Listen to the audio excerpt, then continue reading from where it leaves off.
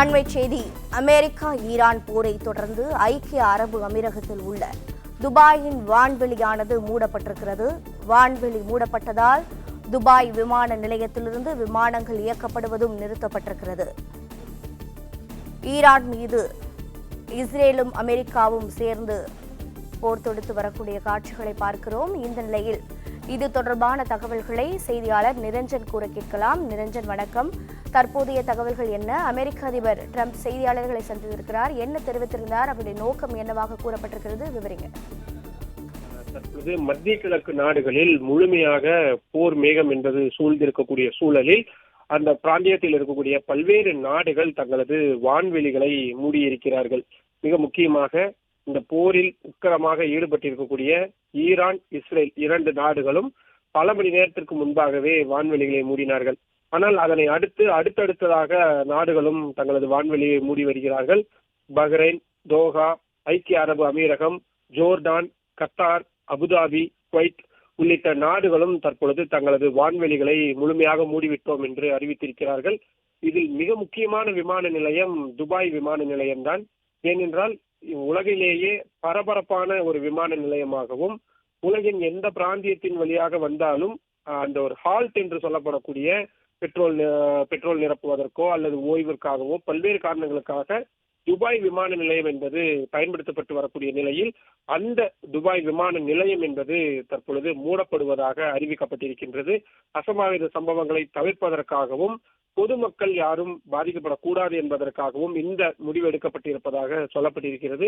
Dubai விமான நிலையம் மூடப்படுகிறது என்றால் உலகின் சரக்கு போக்குவரத்து மற்றும் பயணிகள் போக்குவரத்து பெரிய அளவில் ஸ்தம்பிக்க போகிறது என்பதான பொருளாகத்தான் நாம் எடுத்துக்கொள்ள வேண்டியதாக இருக்கிறது.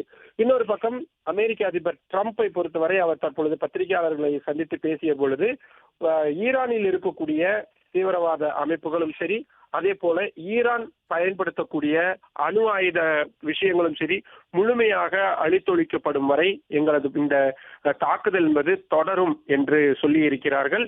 அமெரிக்காவுடைய இந்த பதிலடி என்பது மிக தீவிரமாக வரக்கூடிய மணி நேரங்களில் இருக்கும்.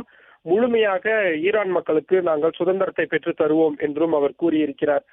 தற்பொழுது அமெரிக்கா மற்றும் இஸ்ரேல் நடத்தி வரக்கூடிய இந்த தாக்குதலுக்கு பலம் சேர்க்கக்கூடிய வகையில் ஐக்கிய அரபு அமீரகம் உள்ளிட்ட பல்வேறு நாடுகளும் ஈரானுக்கு தங்களது கண்டனங்களை தெரிவித்திருக்கிறார்கள்.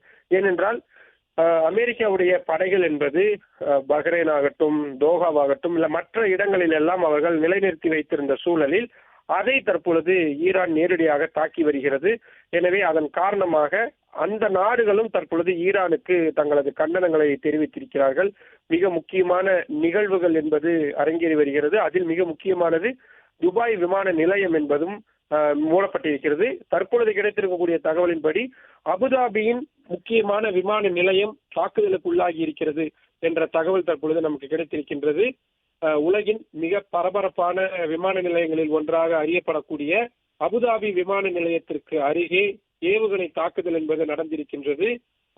காயம் மற்றும் உயிரிழப்புகள் போன்ற எந்த தகவலும் இதுவரை தெரிவிக்கப்படவில்லை. ஆனால் அபுதாபி விமான நிலையமும் தாக்குதலுக்கு உள்ளாகி இருக்கிறது என்ற தகவல் தற்பொழுது கிடைத்திருக்கின்றது. தற்பொழுது இதை பொறுத்தவரை நாம் ஏற்கனவே பார்த்தோம், துபாய் விமான நிலையமாகட்டும் மற்ற விமான நிலையங்கள் எந்த அளவிற்கு அச்சுறுத்தலுக்கு உள்ளாகி இருக்கிறது என்பதன் ஒரு நீட்சியாகத்தான் அபுதாபி விமான நிலையம் என்பது தற்பொழுது தாக்குதலுக்கு உள்ளாகி இருப்பதை நாம் பார்த்து கொண்டிருக்கின்றோம். இன்னும் அதிகாரப்பூர்வமான உயிரிழப்புகள் அல்லது மற்ற சேதங்கள் குறித்த நிலவரங்கள் எதுவும் தெரிவிக்கப்படவில்லை என்றாலும் கூட முக்கியமான வான்வெளிகள் வழியாக தாக்குதல் என்பது தொடர்ந்து வருகிறது என்பதற்கான ஒரு சாட்சியமாகத்தான் இந்த விஷயம் என்பது வந்திருக்கின்றது. துபாய் விமான நிலையத்தில் உள்ளே இருக்கக்கூடிய பயணிகள் பத்திரமாக அவர்கள் தங்க வைக்கப்படுவார்கள் என்பதையும் சொல்லியிருக்கிறார்கள். பிளே ஸ்டோர் மற்றும் ஆப் ஸ்டோரில் இருந்து பாலிமர் செயலியை QR கோடு மூலம் பதிவிறக்கம் செய்யுங்கள். செய்திகளை உடனுக்குடன் பெறுங்கள்.